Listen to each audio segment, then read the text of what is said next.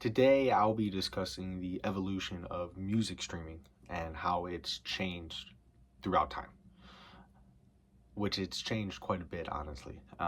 It seemed throughout the 50s, 60s, 70s, and the 80s too, that the proof in the pudding was to make a record, put it on wax after you're done finishing it in studio, and sell it to the record stores, and customers would go and buy it, and fans would go and get your record as a sign of support to show that they enjoy your band, of course. And then again, that seemed to be the proof in the pudding for many, many years. And as the world evolved, the music game changed. Um, the radio became quite a big factor in this.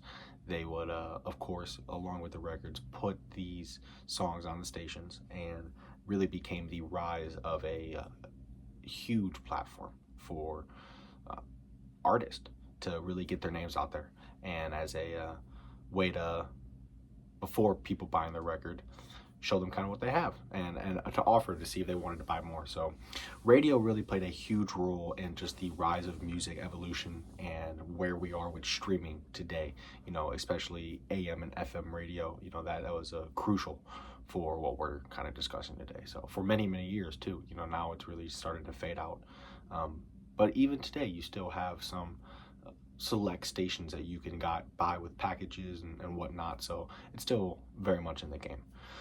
But after the records kind of fully went out of the industry, if you would say, in came the CDs. So that kind of replaced the records and the wax part. Put it on wax and really creating the sound that people say so is better compared to the CD, but that's another debate. But yeah, the CD game really started to kind of take way after the records. So which kind of takes a little bit out of the fun out of it a little bit, in my opinion. It's just taking a record out of the vinyl, just having the vinyl in your hands is such a crazy feeling, and I think you lose that a little bit with the CD, quite honestly. So, but that's the way the world went, and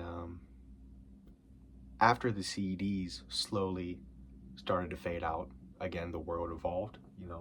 Changes started to kind of started happening just in terms of technology, and we came to evolve a little bit more just in how we would listen to music. So I would say one great example of being kind of the first people to do it, I don't know about first, but really successful, was Pandora.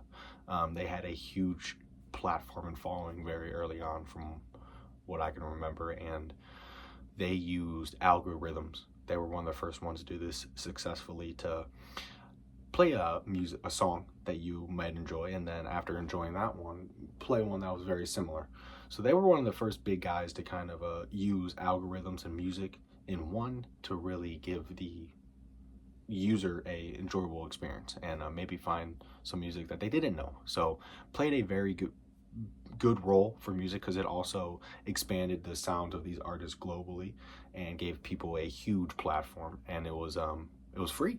You can get premium, I think, with Spotify, and get no ads, but for people who don't want to pay, you can get it free and just listen to the ads. So that played a huge role in just expanding music, and again, that was the first algorithm company to really do it successfully.